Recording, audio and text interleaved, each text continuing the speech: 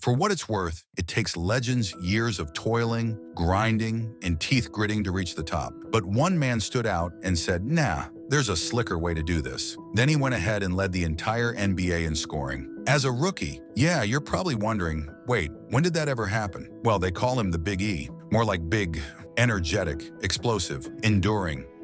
Essential. Honestly, big everything, because those crazy turnarounds, only one person had that superpower. Because look, Game 3 will be in Washington Friday. and again, Pass the Big E, who is red hot right now. and again. At 6-7. Goes to the Big E on the turnaround shot. He's done it again. See that? Oh, and if you haven't caught on yet, we're talking about the one and only Sir Elvin Hayes. Now stop whatever half-hearted multitasking you're doing and actually pay attention, because this is the legend of the Big E like you've never heard before. Elvin Hayes was born on November the 17th, 1945, to Chris and Savannah Hayes in the small and impoverished town of Rayville, Louisiana. Growing up alongside his sister, Bunny Greenhouse, Elvin was the quiet, well-behaved kid. You could even call him an introvert. At least, that's what some version of his story would tell you. But do you know what the second version says? It calls him a brat. Yep, you heard that right. A prank-pulling troublemaker. The kind of kid who got suspended more than your average high school dropout. You see, the first version paints him as this perfect little angel, but the second one? Not exactly. Now, how does someone like that, this bratty class prankster or sweet introverted kid, end up becoming an NBA legend, you ask? Well, brace yourself for the twist. Elvin wasn't really interested in basketball. In fact, he didn't even start playing the sport until the 8th grade. Yeah, that sounds bizarre. I mean, this is the future NBA champion we're talking about. But here's how it went down. According to his story, Elvin was accused of pulling one of his signature pranks and was sent to the principal's office. But on his way there, a teacher named Mr. Calvin saw him, and knowing Elvin was a good kid underneath, decided to intervene. Mr. Calvin pulled Elvin aside and suggested that he join the PE class. Now, Elvin was not interested in sports at first, but Mr. Calvin had other plans. He signed him up for the basketball team without asking. Talk about forced commitment. Of course, young Elvin didn't exactly hit the ground running. In fact, he was pretty bad at it. The word clumsy is an understatement. He was so awkward that Mr. Calvin reportedly said Hayes was so clumsy. Hearing that, anyone would know he probably evoked laughter with his awkward attempts at shooting and dribbling. Yeah, real smooth start, right? But, and here's where things get interesting, something clicked for Elvin. Over the summer, determined to improve, he practiced relentlessly, developing his signature turnaround jumper, one of the most iconic shots in basketball history. By his senior year, Elvin led his high school team to a state championship, scoring 45 points and grabbing 20 rebounds in the final game. The kid who couldn't shoot to save his life? Yeah, he turned into a bona fide scoring machine. So there you have it. Whether you believe he was the good kid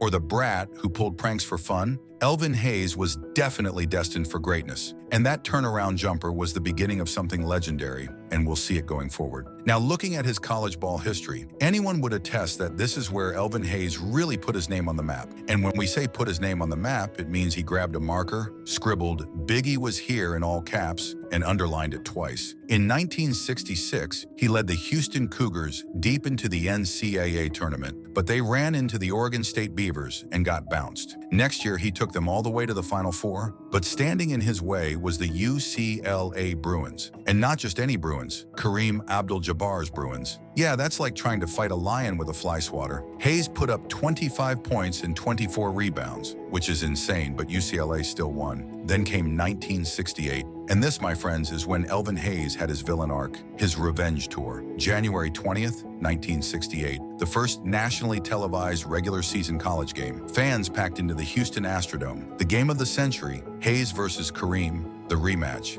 And what did Big E do? Well, nothing much. Just completely took over, outplaying Kareem on both ends of the court. He dominated the boards, shut down his rival, and led Houston to a stunning victory. The unbeatable Bruins, beaten, history rewritten. And if you think Kareem let that slide, not a chance. When they met again in the NCAA tournament, Final Four, he came back with a vengeance. UCLA crafted a defense specifically to neutralize Hayes, and they didn't just win, they dismantled Houston. This time, there were no last-second heroics, no upsets, just a cold, calculated response from a legend who wasn't about to let history repeat itself. Call it a humble pie buffet served with a side of revenge. Even with all that drama, Hayes still finished his college career averaging 31 points points and 17.2 rebounds per game. He's still the NCAA tournament's all-time leading rebounder. And despite the rivalry, even Kareem later admitted that Hayes was one of the toughest matchups of his career. You just have to give him that respect. But just when you thought Hayes had peaked, nah, he was just getting started. The NBA had no clue what was coming. The NBA welcomed Hayes in 1968, and from the moment San Diego Rockets drafted him, he instantly led the entire league in scoring as a rookie. Well, we said that before at the beginning of the video, but think about that.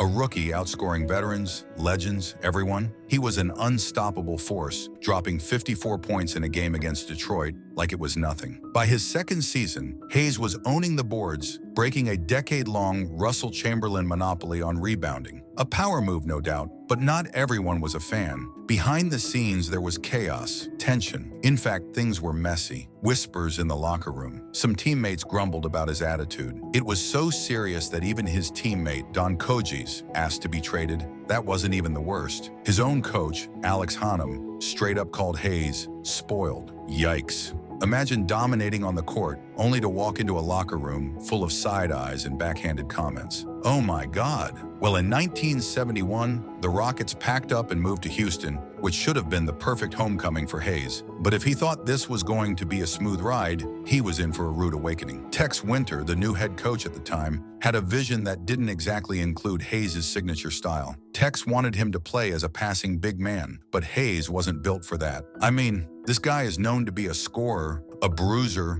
a force that didn't need to take a back seat to anyone. So of course, he resisted. And when a coach wants you to fit into a role you have no interest in playing, well, that's a recipe for disaster. Tex pushed, Hayes pushed back. The front office saw the writing on the wall, and before long, Hayes was gone, traded away to Baltimore. 1 minute, he's supposed to be the face of Houston basketball. The next, he's out the door, just like that. Now, Baltimore, later named Washington Bullets, was where Hayes found his real legacy. Alongside Wes Unseld, he dragged that team to 3 NBA Finals. The biggest moment was in 1978, the year he became a champion. That season, he wasn't just great, he was game-changing. He set an NBA Finals record for most offensive rebounds in a game, a record that only one man, Dennis Rodman, would ever match. However, here's the thing about Hayes. For every high, there was always some kind of tension. Whether it was feuds with coaches, frustrated teammates, or being labeled as difficult, there was always a cloud following him. Still, nobody could deny his talent. He was a walking double-double, a relentless workhorse, and one of the best big men of his era. After spending nearly a decade with the Bullets and winning an NBA championship, he wanted to bring his career full circle. He wanted to go back to Texas. So in 1981, the Rockets made it happen, sending a couple of draft picks the other way to bring their hometown hero back. Hayes wasn't the same dominant force he once was, but he still had something left in the tank. He spent 3 more seasons in Houston before calling it quits in 1984. But retirement didn't mean slowing down for Big E, because in all honesty, a lot of ex-NBA players drift away from the spotlight. This wasn't his case, and he had unfinished business. Literally, he was hired as the head coach of the Houston Shamrocks in the newly formed Women's American Basketball Association. But let's just say it wasn't a storybook transition. Hayes lasted just 2 weeks on the job, stepping down after coaching only 1 game. Safe to say, his coaching career ended almost as soon as it started. Despite his Hall of Fame career, there was one thing he hadn't completed, his college degree. So he went back to the University of Houston to finish his last 30 credit hours. And even after 16 seasons in the NBA, battling legends, winning a championship, and setting records, he admitted, "This is the hardest thing I've ever done." But Hayes wasn't just about to end it all with basketball and education. He had another dream. In 2007, he put on a badge and became a sheriff's deputy in Liberty County, Texas. Imagine being pulled over and realizing Elvin Hayes is the one writing your ticket. That's a career move nobody saw coming, but that was something he always wanted. The man just didn't know how to sit still. By 2010, he was back in basketball, but this time behind the mic. He became an analyst for Houston Cougars radio broadcasts, bringing his knowledge and larger-than-life personality to the airwaves. And in 2022, the Rockets gave him the ultimate honor, retiring his iconic 44 jersey. The jersey of a man who dominated college basketball, changed the NBA, and never let anyone forget the name Elvin Hayes. And that, folks, is the legend of Elvin Hayes, the Big E. Love him or hate him, but you can't ignore him. Also, if you enjoyed this one, make sure to stick around for more legendary basketball stories. There's always another icon, another untold moment waiting to be uncovered. See ya.